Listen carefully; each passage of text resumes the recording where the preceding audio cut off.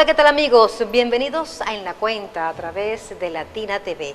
Yo soy Morela Escalona y nuevamente estaremos paseando por información gerencial, administrativa, en el ámbito público, privado y también de carácter legal. Por eso, en esta primera parte de En la Cuenta estaremos compartiendo con el ingeniero Antonio Pérez. Él es ingeniero civil, docente de la UCLA, además especialista en gerencia pública y en avalúo, entre otros temas que tienen que ver con la gerencia pública y también privada. Les recordamos de inmediato que pueden comunicarse con nosotros vía mensajería dispuesta en pantalla 0412-522-2204, la cuenta de Instagram @piso Latina TV y @Morela Escalona Castellanos. Bienvenido en la cuenta, ingeniero.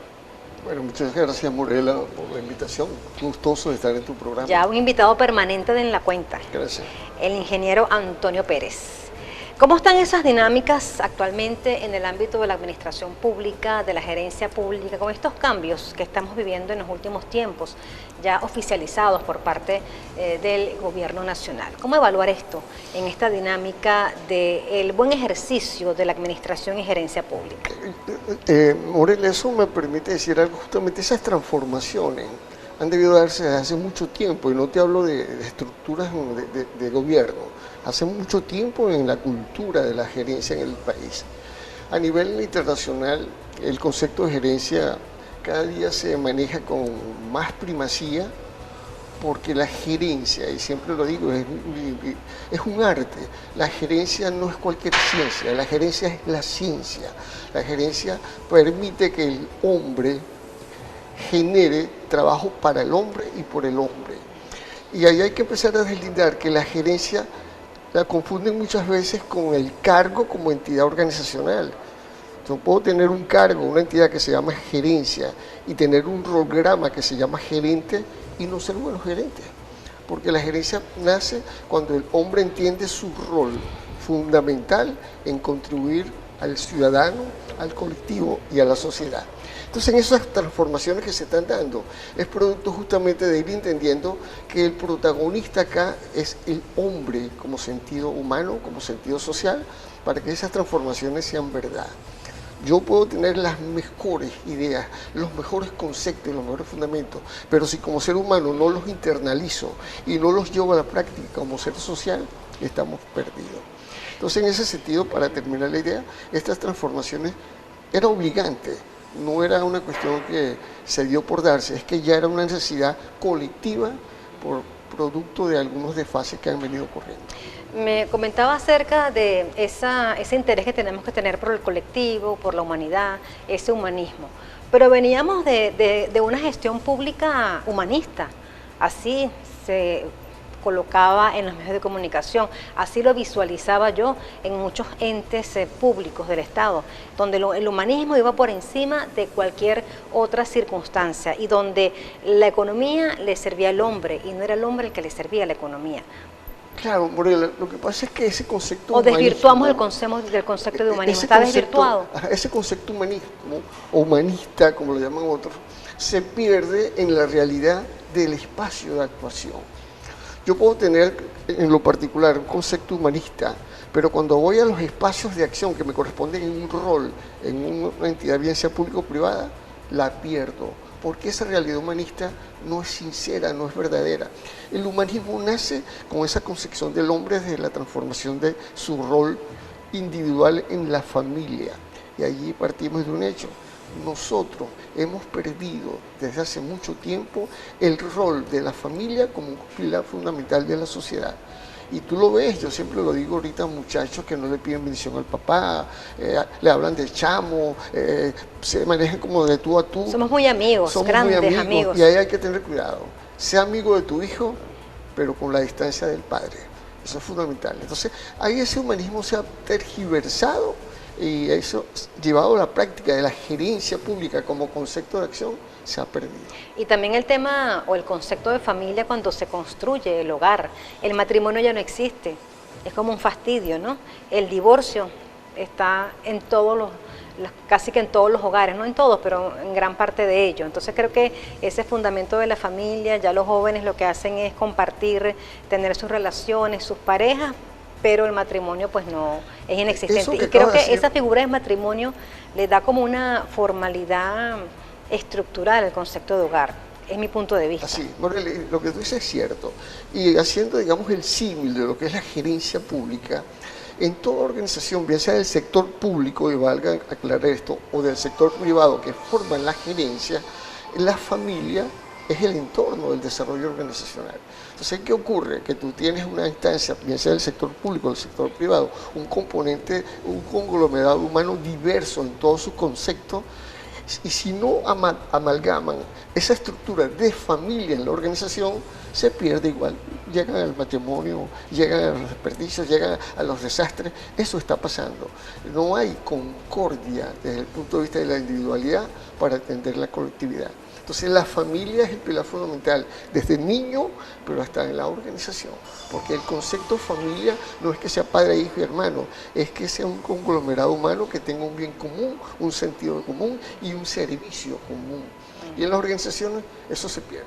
Cuando tú ves entonces estructuras organizacionales donde uno está arriba y miran a los de abajo con un aire de superioridad, ahí se perdió la familia. Y ese es uno de los problemas que tenemos en la estructura de Venezuela. Todavía no entendemos que debe haber, así sea por las posiciones, que son tres, estratégico, táctico y operativo, pero todas comulgadas en ese concepto de familia organizacional. Eso se ha perdido, o se cuesta construirlo. Y es la lucha que nosotros tenemos en el Diplomado de Gerencia Pública que coordina la UCLA, generar una estructura modular para concebir desde el espacio del individuo hasta terminar con toda la estructura de la organización. De eso se trata. Porque evidentemente la conducta, la formación, el compromiso de ese individuo se traduce en buena gestión cuando estamos laborando o intercambiando conocimiento, brindando talento a lo que es la administración pública. Pero esa gerencia horizontal sigue vigente. Actualmente se hablaba mucho de gerencia horizontal, todos somos iguales, sí, hay que tener cuidado, Morela. La gerencia horizontal es un modelo de trabajo que no tiene que ver con el desarrollo organizacional. La gerencia organizacional, horizontal, que inclusive, por ejemplo, países como Francia, Italia, Inglaterra, lo delinean muy asertivamente porque ellos, su estructura del comportamiento humano están bastante, digamos, definidas, igual que los japoneses. Pero en el caso de nuestros países latinoamericanos, esa gerencia horizontal ha tenido sus bemoles, porque precisamente no se ha concebido el desarrollo organizacional como una entidad. Y fíjate qué ocurre en ese componente de la gerencia horizontal. Hay un pensador que se llama Frank Nexi, que decía algo así, yo siempre lo parafraseo: si tú sientes que estás desubicado porque te encuentras disperso en que los demás te vean mal, es porque tú vas por el camino correcto. Porque quienes siguen a ciegas están dando tumbos, porque tú estás orientando la pauta. Eso nos pasa a nosotros. A veces generamos propuestas transformadoras que rompen esos esquemas tradicionales de conducta que van al choque. En vez de ver el bosque, o mejor dicho, en vez de ver el bosque como tal, solamente ven el árbol. ¡Pum! Y ahí el cerramiento. Entonces hay que manejarse. En el modelo organizacional Morela hay 5 modelos para construir esa casa para que la familia exista adecuadamente, y justamente porque como no se cumple ninguno de los modelos, que son 5, Morela, 5 modelos para construir una casa, que es el organigrama. Aquí los organigramas están hechos de la noche a la mañana y aplican lo que yo siempre he dicho. Aquí la mayoría de las organizaciones, por no decir todas, tienen los organigramas que muestran las perversas conductas o anomalías conductuales que se ven en los espacios de gestión, o los acomodogramas, que son cajitas puestas allí sin control. Acomodogramas. El acomodograma es un concepto internacional que permite decir, mira, tú tienes una estructura, se ven muy bonitas las cajitas, pero son mentiras, porque son cajitas que no responden a la realidad funcionarial, o que van en base a que yo quiera ubicar a alguien específicamente en un nivel, o confundir, y eso es importante decirlo, Morel. Los acomodogramas diferencian a los organigramas, porque en esos acomodogramas tú ves rolgramas, funcionogramas, con algunas nominalidades del organigrama. Entonces, para que exista esa familia que tú llamaste en ese mundo organizacional. Para que conviva esa familia. Tiene que haber un organigrama bien formulado para que allí se desprenda el rolgrama, porque el rolgrama representa en cada cajita que se llama entidad, quién la representa. Y luego el funcionograma o activigrama, donde cada cajita que tiene su entidad, con su rolgrama, es decir, la persona que lo representa, ¿qué hace? Eso está delineado, eso no viene empírico, eso no viene porque se nos ocurre. Eso está debidamente estructurado y formulado para que esa familia, en ese hogar que se llama organización, bien sea el sector público o el sector privado, conviva en sana paz. Pero ¿cómo van a vivir en sana paz cuando cada cabeza es un mundo, cada quien es un criterio, a veces más jefes, o como dicen en criollo, más caciques que indios, o todo el mundo va en rumbos distintos? Eso no puede ser. Es complicado, ¿no? Así es. Estamos conversando con el ingeniero Antonio Pérez, docente de la UCLA, además especialista en gerencia pública en La Cuenta. Ya venimos con más.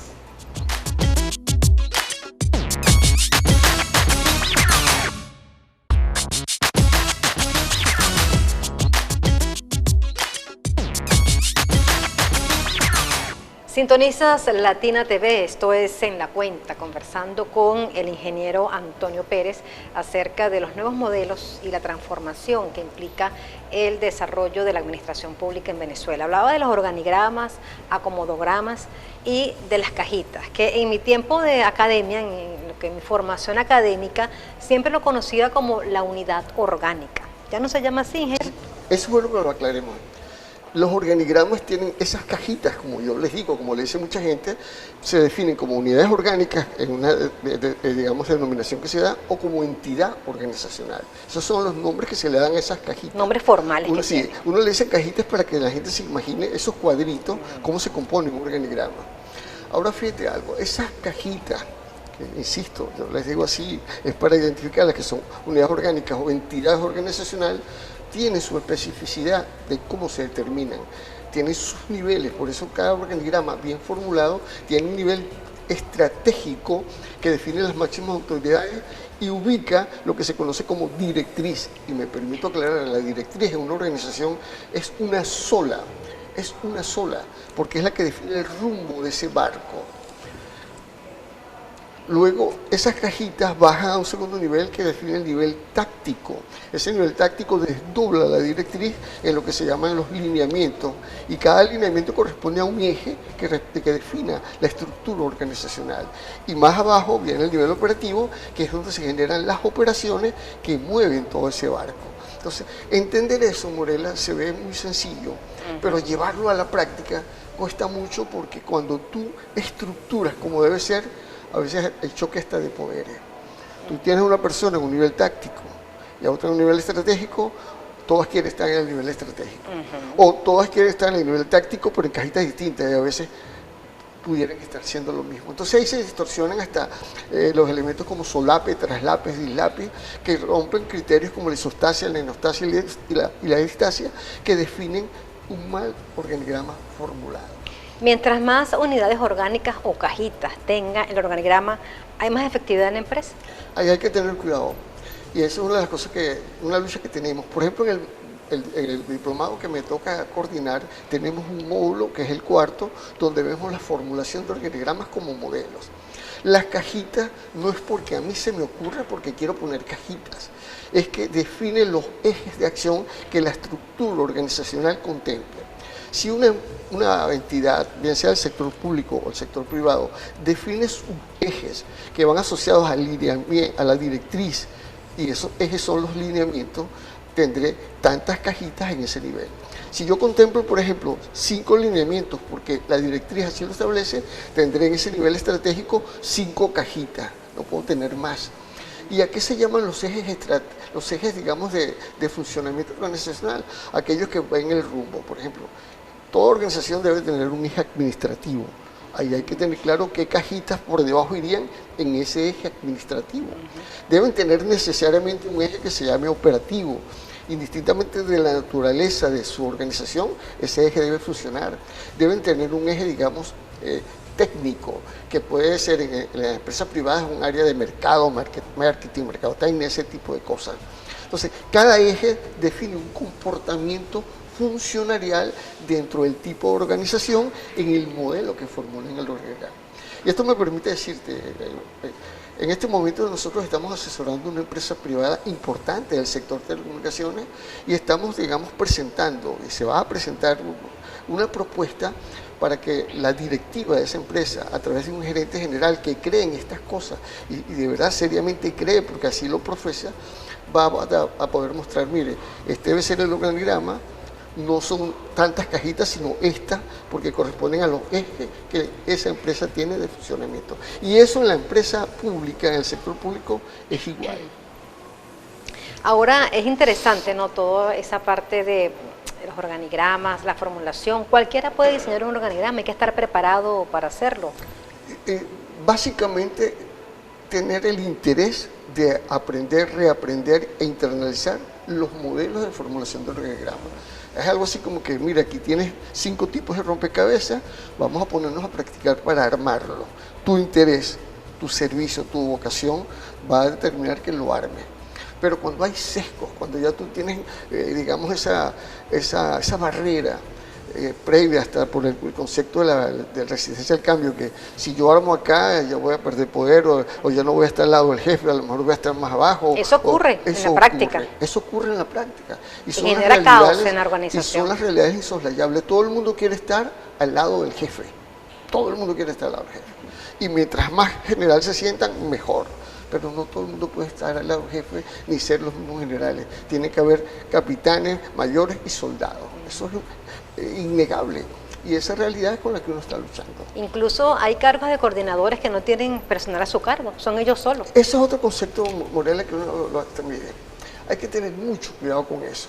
Uno de los principios en cualquiera de los modelos que establece es que ese concepto de coordinación no es una cajita.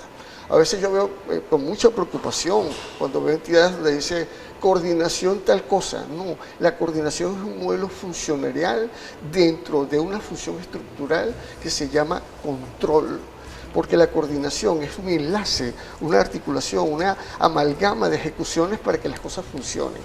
Yo puedo tener un área, puedo tener una oficina, puedo tener una sección y puedo tener un área que sean las cajitas, pero su rolograma sí pueden tener un coordinador.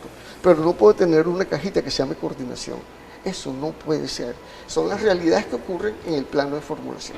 Y así como esa cajita, hay muchas cajitas que no tienen que estar puestas en un organigrama porque las confunden con un rolograma. Y esa es la lucha en el modelo funcional para ver cómo se formula, se construye y se determina un organigrama como tiene que ser. El programa son como las funciones que deben cumplir, sí, o las competencias que tienen. Yo siempre pongo el ejemplo, si tú tienes, por ejemplo, una cajita a nivel estratégico que se llame gerencia, es la cajita gerencia, en ese modelo que es el español, el programa lo debe ocupar un gerente. Si yo tengo una cajita que se llama dirección, en el modelo que corresponde, el programa lo completa un director. Si yo tengo una cajita que se llama presidencia, el programa lo completa un presidente o una presidenta. Y así sucesivamente. O sea, el programa es la representación nominal del individuo en el espacio de acción que corresponde a la cajita que está representando. Interesante, ¿no? Ese planteamiento teórico que está vigente y que debemos practicarlo a la hora de ejercer responsabilidades, tanto en la administración pública como en la administración privada. Fíjate, yo te voy a decir algo que me preocupa. Hay, digamos, instituciones que tienen, por ejemplo, estructuras, una dirección y debajo, a nivel de subordinación, otra dirección. Eso es incorrecto en un organigrama que esté bien o debidamente formulado. Porque si tú tienes una dirección en un nivel, aguas abajo, es decir, en el siguiente nivel, lo que pueden haber son áreas, secciones o departamentos, pero no puede haber otra dirección, porque el organigrama se interpreta en una lectura de direccionalidad. Entonces yo no puedo estar teniendo direccionalidades. Direcciones, digamos, subdirecciones, direcciones. Por ejemplo, es un error. No es un error. Por eso te digo, por ejemplo, si yo tengo una dirección, abajo yo puedo tener una subdirección. Eso sí es válido. Eso sí es válido. ¿Y se puede llamar así, subdirección? Sí, claro. Si yo tengo una presidencia, abajo puedo tener una vicepresidencia. Si yo tengo una gerencia general, abajo puedo tener una gerencia. Por eso, el entender espíritu de formulación de un organigrama es fundamental para que esas cajitas queden lo más hermoso posible, con las delineaciones absolutamente determinables para que su funcionalidad tenga sentido. Es decir, cuál es la línea de gestión de este eje, cuál es la de este eje y cuál es la de este eje. Qué actividades tiene, qué objetivos tiene, qué tareas cumple. Y eso, como se formulan ahorita esos acomodogramas, es imposible, Morel, hacerlo, porque hay una amalgama de componentes, estructuras y formas que inclusive hasta a veces superponen y solapan hasta ejecuciones. Y eso genera, por ejemplo, distorsiones en el presupuesto, en los resultados, en el funcionamiento y, por lógica, en la efectividad de los resultados. Cumplimiento de los objetivos. Así es. Antonio, usted también es especialista en lo que es el avalúo. ¿Qué podemos comentar luego de lo que ocurrió en La Guaira, en Caracas, este doblete sísmico, todo ese desastre a nivel de estructura? ¿Cómo determinar o qué conceptos pudiera usted comentarnos o recomendarnos con respecto al avalúo a esta zona de desastre? Bueno, yo primero te digo algo, el avalúo yo no diría que es especialista, formulo avalúos, tengo muchos años formulando avalúos como ingeniero, tengo una acreditación como hacer avalúos. La situación en Venezuela, ya que tocas el tema de la sismología, es que no tenemos una cultura sísmica. El Colegio de Ingenieros en este momento tiene una preocupación que yo comparto enormemente y siempre he creído en eso, es que desde los niños hay que construirle la cultura para entender lo que es un sismo, para evitar esos mitos que ocurren con los sismos y para generar pánicos posteriores. Por ejemplo, después de los sismos se generó una simbiosis colectiva de pánico de cualquier cosa que veían era terrorífico, ¿no?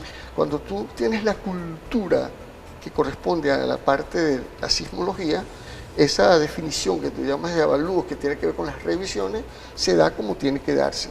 Pero en este momento nosotros no estamos preparados porque nuestra cultura sismológica es bastante, digamos, primaria.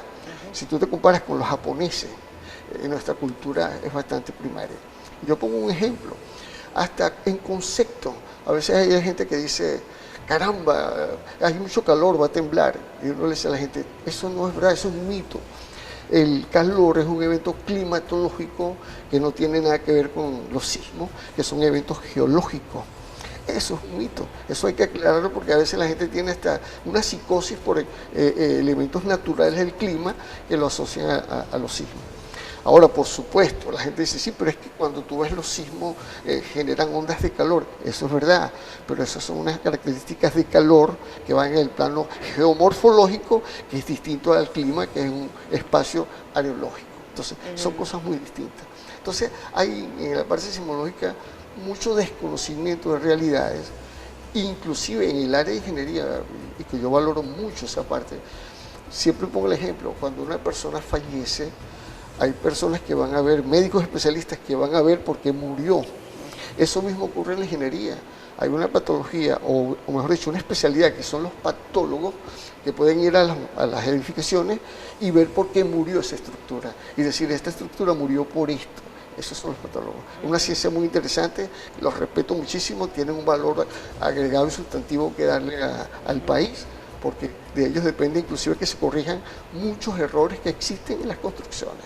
En el levantamiento y en las remodelaciones también, o en las mejoras, en las rehabilitaciones. Es que, mira, esto es un tema muy interesante, Morela, porque es una lucha también que en esa área uno tiene.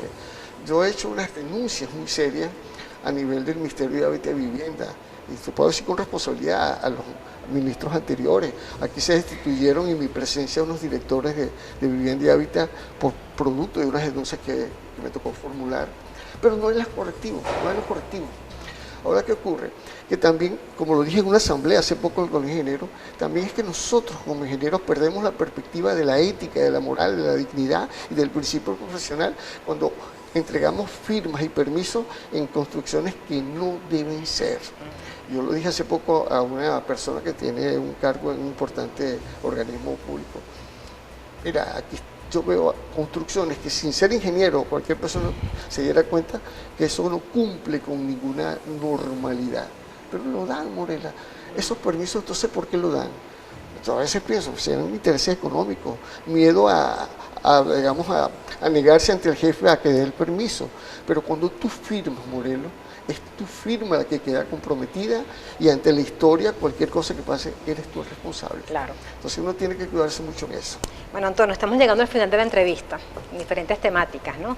Contactos para saber más acerca de los diplomados que ofreces a través de la UCLA y toda la formación en materia de gerencia pública y privada. Okay. Bueno, mira, mi número telefónico es 0424-968-4727.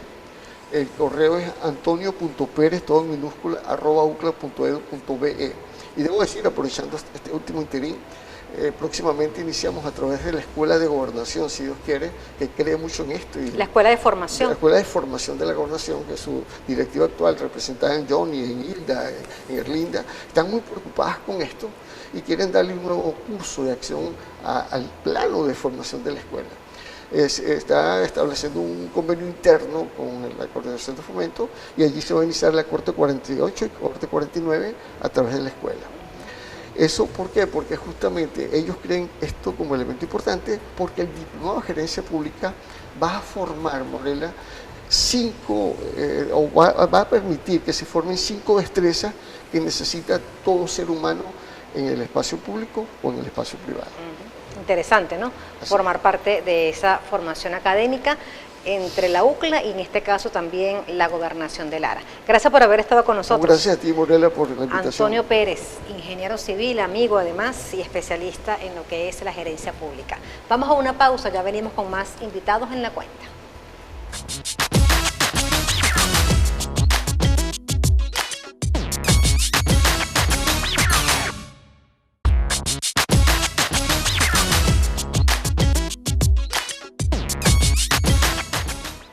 En la cuenta por Latina TV pueden comunicarse vía mensajería 0412-522-2204 y también la cuenta de Instagram @morelaescalonacastellanos y @pisolatinatv.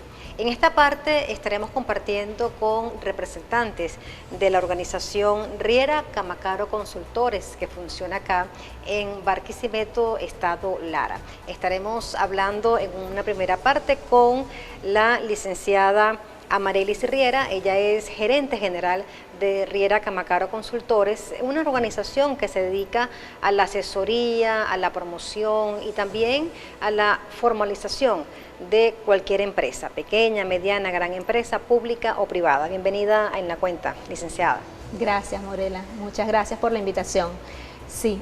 ¿Qué tiempo tiene de creada esta organización Riera Camacaro Consultores? Sí, nosotros tenemos 6 años de fundada. Como bien lo decía, somos una firma dedicada a lo que es asesorías legales, administrativas, financieras. Digamos que somos un equipo multidisciplinario. También nos dedicamos a lo que es las capacitaciones empresariales y también al tema de la administración de condominios. Actualmente pues tenemos aliados en la zona de San Felipe, Yaracuy, Caracas y Aragua, que pues nos ayudan a cubrir también por allí esos requerimientos. ¿Qué tipo de capacitación específicamente ofrecen a las empresas? Nosotros nos dedicamos más que todo a la parte empresarial, todo lo que es servicio al cliente, digamos que, ¿cómo te digo? Organización, controles. Sí, resolución de conflictos, equipos de creación de equipos de alto desempeño y actualmente pues estamos orientados a lo que es la parte de la salud con un tema que pues más adelante pues lo vamos a tocar, el tema de lo que es la parte del blindaje a la parte odontológica. Cuando hablamos de esas orientaciones pertinentes a la empresa privada, el empresario está presto a recibirla, esa formación, esa formalización a la hora de actuar y de gerenciar su empresa. Sí, bueno, o sea, siempre tratamos de orientarlos o de guiarlos un poco porque muchas veces pues se va un poco más a la preparación, digamos, académica, que no está mal, pero también pues deben llevar el empresario o en este caso el jefe de la organización debe también tomar en cuenta un tema de la capacitación para sus empleados. Siempre necesitamos formarlos porque esto pues es lo que nos va a ayudar y va a llevar ese empuje a la organización también. Estas capacitaciones pueden aumentar los niveles de compromiso de los colaboradores en la organización que integran. Claro, claro que sí, esa es la idea, que haya ese compromiso, ese sentido de pertenencia, porque de hecho nosotros una vez que prestamos ese servicio, dictamos esas capacitaciones, posteriormente también ofrecemos como que el seguimiento, digamos que para ver si en este caso el empleado o la persona que se está formando está llevando a cabo todo esos tips o esos lineamientos que nosotros los dictamos en la formación. ¿Es muy costosa la formación? No, de verdad que eso varía, los precios varían dependiendo al paquete y a lo que vayas a querer formar a tu equipo. Esa parte de atención al cliente, ¿qué Sí, tan muy importante es? Porque a veces uno va a un negocio y pareciera que está pidiéndole un favor a la persona o a la que está en el mostrador que te va a vender un producto. Claro, totalmente. Eso es fundamental, porque como tú dices, o sea, tú vas a un sitio y la persona, pues, digamos que no está como que, o sí está bien formada, pero le falta como que ese empuje para llevar un poco más ese buen servicio y sacar adelante la imagen de la empresa, porque siempre es la imagen de la empresa la que queda allí plasmada. Ese buenos días. Exactamente. Ese no saludar a tiempo. Tal cual.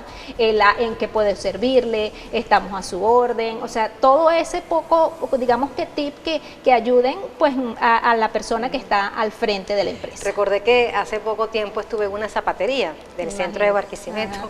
Y pregunté el precio de algunos zapatos que estaban allí en exhibición y me atendieron, o sea, casi muy que ni me miraban la cara. Sí. Y yo cuando salí le dije a la compañera que estaba allí, aquí se atienden feo, le dije. ¿Cómo que atienden mal? Le digo, habla con las muchachas, pero ¿quiénes? No, o sea, la que está allí, pero habla con ellas para que atiendan mejor a uno, porque de verdad que no provoca comprar. Pues te diré que sí, a nosotros también nos pasa eso que yo muchas veces digo, pero ¿cómo venden? ¿Cómo hacen para vender si de verdad están atendiendo tan mal? ¿Le hace falta una formación de atención al cliente o por lo menos de tener un poco, ¿sabes? Esa chispa. La carisma también. O ese carisma, exactamente, ese carisma de que mire, o sea, buenos días, en qué te puedo servir o sin ningún compromiso, o pasa adelante, o sea, lo importante es vender la marca y que tú eres la imagen de la empresa como tal. Es importante también que a veces estamos en esos mostradores. ¿Cualquier persona puede estar frente a un mostrador o hay que estar preparado para eso? No, bueno, claro, sí, cualquier persona puede estar frente al mostrador, pero hay que formarse, hay que prepararse, tienes que tener esa instrucción que, pues, tanto académica como ese granito de arena que nosotros damos, ese empuje para que siga esa formación como tal. ¿Y la motivación se traduce solamente en mejor pago, mejor ingreso? Bueno, no necesariamente, digamos que un poco también en eso nos enfocamos, en ese clima organizacional, porque de repente estoy en un sitio donde a lo mejor no me pagan muy bien, pero me dan permiso para alguna reunión con la hija, o tengo que ir un momento al colegio, o me dejan salir más temprano porque tengo que estudiar, estoy en una carrera. O tratan bien al personal, exactamente, con respeto. Exactamente, con respeto, estoy estudiando, necesito salir un poquito antes, entonces de repente eso va sumando también a la que la persona pueda ver, o sea, no solo me pagan muy poco, pero tengo esta parte que también me suma. Son como negociaciones que pueden hacer, tal cual. Eso es válido en las organizaciones. Claro, sí, claro que sí. No todo debe ser estricto y determinante. No.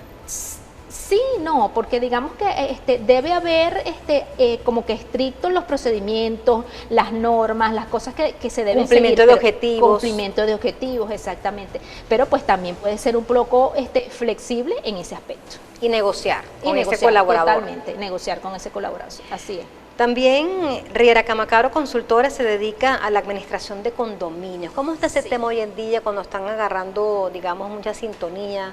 Están preocupados algunos urbanismos con el tema de los condominios, incluso están involucrados actualmente en las consultas populares que hace el gobierno nacional para elegir proyectos de desarrollo en las comunidades. Sí, totalmente. Ahorita el tema de los condominios pues es bien importante, sobre todo con ese tema actualmente de los eventos que hemos sufrido, de los terremotos. De todas formas eso también lo vas a tener tú en detalle más adelante, pero ahorita los urbanismos se han decidido entonces pues sumar a ese tema de llevar esa organización, de que no solamente es un propietario quien va a tomar las riendas, mira, el propietario se organizó, él es el que administra, él es el que vamos a ver, no. Entonces ahora vamos a contratar a profesionales que nos pongan un orden en esto, que nos lleven las cosas como son, como está estructurado, como dice la ley, qué es lo que debemos hacer, un poco para que llevarle armonía y paz al condominio, que es lo que nosotros buscamos. A la hora de un urbanismo planificar, formalizar su condominio, ¿hay que buscar agentes externos para llevar a cabo esa tarea? Es lo ideal, o sea, porque primero obtienes transparencia, puedes hacerle una auditoría a todo eso, te blindas un poco más, llevas los procedimientos tal cual como son, porque claro, es como nos comentaban en una reunión que tuvimos con un condominio anteriormente, o sea, todos podemos ser administradores, pero hay que llevar realmente el procedimiento como debe ser, o sea, el que estudia realmente la administración, él te va a llevar el procedimiento y te va a blindar como realmente debe ser, qué es lo que debes hacer, cómo está tu riesgo situacional en el condominio, cómo lo debes manejar y cómo lo debes solucionar, porque la idea es, como te digo, que el condominio y que las personas pues vivan en tranquilidad. Cuando hablas del riesgo situacional, ¿a qué te refieres exactamente? ¿Cómo está la situación actual del condominio?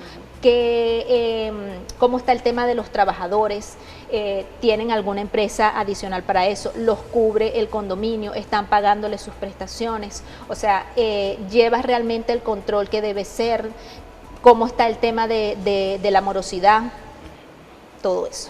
La morosidad es un tema bastante delicado, ¿no? En el tema de cómo se maneja. Sí, total. ¿Es obligatorio? ¿Se le puede quitar el inmueble a la persona cuando no paga a tiempo, lleva mucho tiempo sin pagar? Sí, bueno, legalmente, ¿cómo se maneja esa situación? Ya eso es un tema, digamos que como que lo más extremo de quitarle. Y son casos particulares, me imagino. Casos particulares. Lo que nosotros buscamos es bajar la morosidad en el tema de los condominios. Siempre pues hacemos una evaluación en la parte legal, vemos cómo está el tema de la morosidad y aplicamos correctivos para bajar esa morosidad. Si no se logra, pues entonces ya pasa a las fases legales, que son ya cobranzas judiciales y extrajudiciales, que van un poco más y va a depender a la decisión que tome el condominio junto con el abogado y el apoderado que vaya a llevar eso. Y son procedimientos formales que la persona que lo aplica debe tener conocimiento para poder hacer. Claro, por supuesto, exactamente. Nosotros a eso, cuando hablamos de riesgo situacional, también vemos lo que es el tema de la morosidad.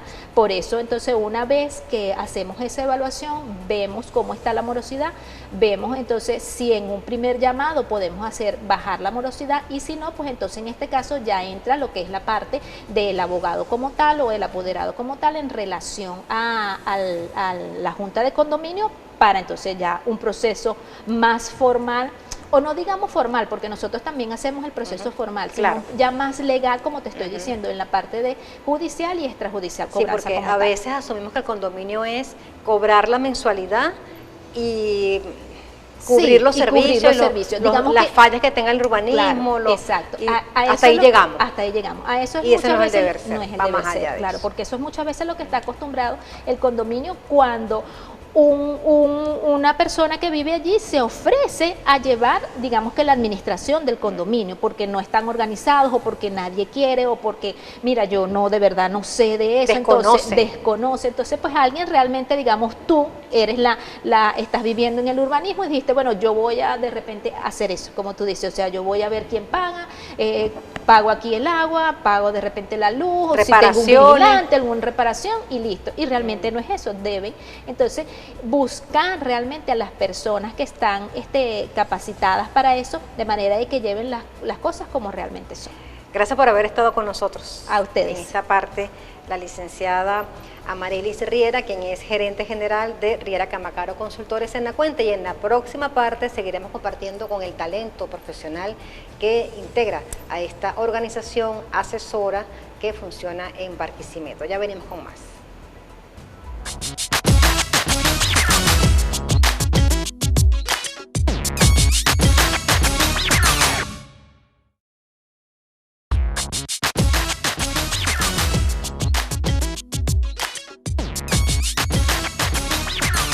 En la cuenta, en esta parte estaremos abordando temáticas referentes a ese blindaje legal que debe tener, en este caso, la profesión de la odontología, en el ámbito, además de ejercer para brindar salud dental a sus pacientes, en el tema que tiene que ver con ese mercadeo, el marketing digital adecuado y responsable que debe estar presente a la hora de ofrecer los servicios, en este caso particular, los odontólogos. Para ello estaremos conversando en esta parte de En la Cuenta con Alicia Irene Riera.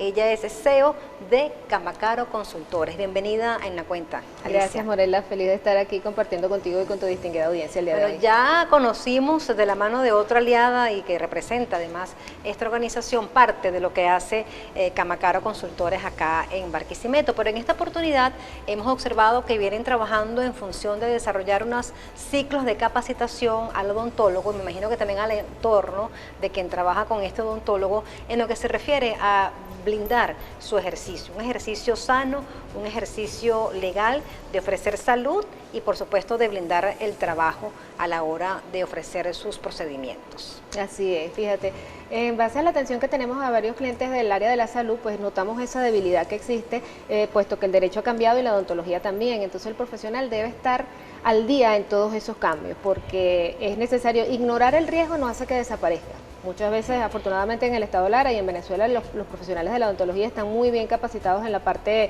digamos, académica, que eso los aleja un poco de cometer lo que son o de llegar a lo que son las malas praxis, ese tipo de situaciones. Pero nadie está exento de que ocurra un error clínico, un error administrativo, una negligencia puede ocurrir y en la actualidad eso es necesario blindarlo para que estén incluso respaldados hasta de los pacientes de riesgo legal, que pudieran hacerle algún reclamo sin base al odontólogo y llevarlo al tema de demandas o al tema de exigirle algún pago por esa situación. Un reclamo posterior al tratamiento, el procedimiento que se le aplicó. Eso es correcto, sí, porque si no está bien detallado o bien definido esa conversación médica del profesional con el paciente, puede llevarlo a ese riesgo. ¿Y cuáles son esas recomendaciones que pudiéramos generalizar acá para evitar riesgos legales a la hora de ejercer, en este caso, la odontología? Bueno, lo básico es mantener lo que ellos, el formato o no formato, la estructura que ellos llaman consentimiento informado.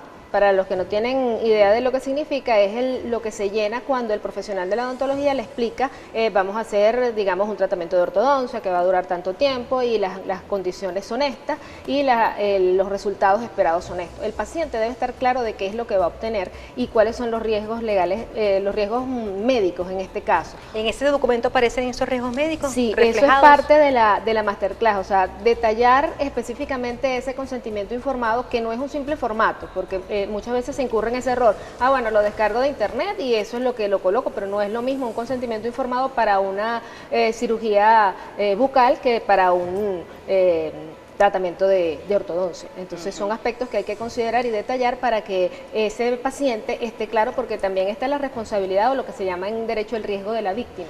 El riesgo de la víctima es que tú como paciente debes cumplir con el tratamiento médico que se te ordena para poder llegar al final concentrado o los resultados esperados. ¿Eso es algo así como la historia clínica? Son diferentes, pregunto.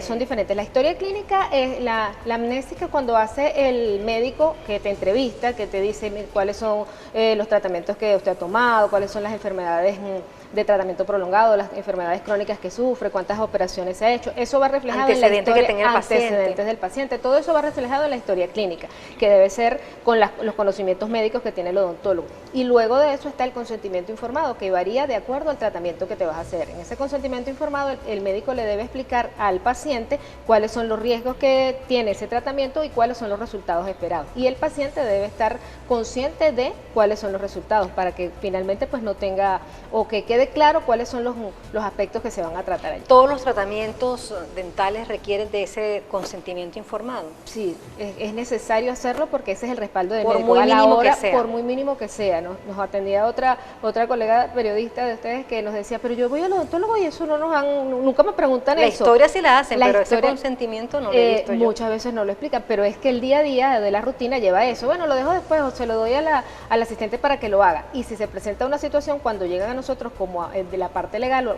para una asistencia por una situación, una demanda o una denuncia por mala praxis, la herramienta que nosotros vamos a usar es ese consentimiento informado. Más allá de la historia clínica sí, por supuesto es el soporte porque son los antecedentes del paciente.